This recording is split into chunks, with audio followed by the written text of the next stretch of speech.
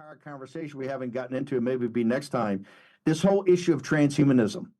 We are literally, I think, 5 or 6 years away from the singularity. And that's just not AI, that's the convergence of CRISPR, biotechnology, quantum computing, advanced chip design, regenerative robotics, artificial intelligence, where on this side, you have Homo sapien, you have humanity.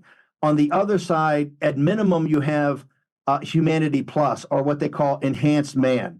And I actually think leading to Homo sapien 2.0. That is the brightest line we've ever had since recorded history. It's going to happen in not just your audience's lifetime, it's going to be a major political issue in the next 3 to 5 years.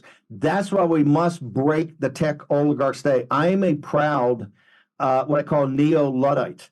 Right? I am all for, I would have treaties and stop this immediately, because I think what's happening in transhumanism right now, led by artificial intelligence, and you see the flood to capital in artificial intelligence. Well, once that happens, it gets out of control.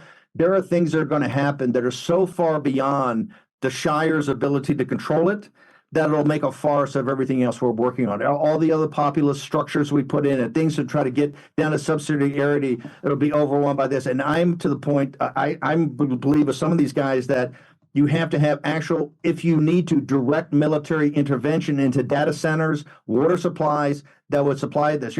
What is happening behind the scenes in these big research labs, what's happening behind the scenes in these big companies, and what's happening overseas in places like South Korea, North Korea, Romania, Russia, China, the CCP, you have no earthly idea how advanced some of this stuff is and how it's hurting. And once it comes, it's going to be too late to control. So and on top of all the issues we have, trying to take back and try to not be neo-feudalism, tech feudalistic.